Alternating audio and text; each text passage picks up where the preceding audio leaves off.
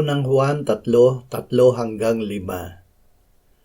Masdan ninyo kung anong uri ng pag-ibig ang ipinagkaloob sa atin ng Ama, upang tayo'y matawag na mga anak ng Diyos, at tayo'y gayon nga. Dahil dito'y hindi tayo nakikilala ng sanlibutan, sapagkat siya'y hindi nakilala nito. Mga minamahal, ngayon ay mga anak tayo ng Diyos at hindi pa nahahayag kung magiging ano tayo. Nalalaman natin na kung siya'y mahayag, tayo'y magiging katulad niya, sapagkat siya'y ating makikita bilang siya. At sino mang may ganitong pag-asa sa kanya ay naglilinis sa kanyang sarili, gaya naman niyang malinis.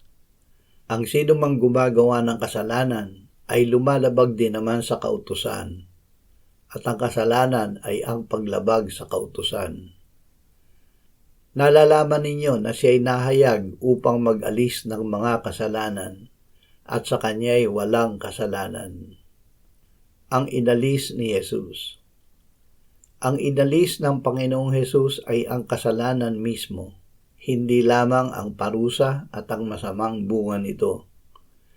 Ito ay hindi dahil sa ating pagtupad sa kautusan na hindi naman natin talaga nagawa. Ito ay tanging dahil sa grasya ng Diyos.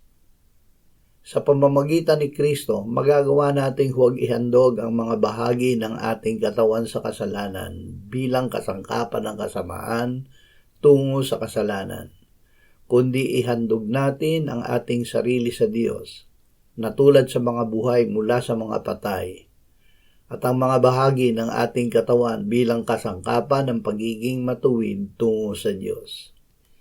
Sapagkat ang kasalanan ay hindi makapaghahari sa atin, sapagkat wala tayo sa ilalim ng kautusan, kundi nasa ilalim ng biyaya.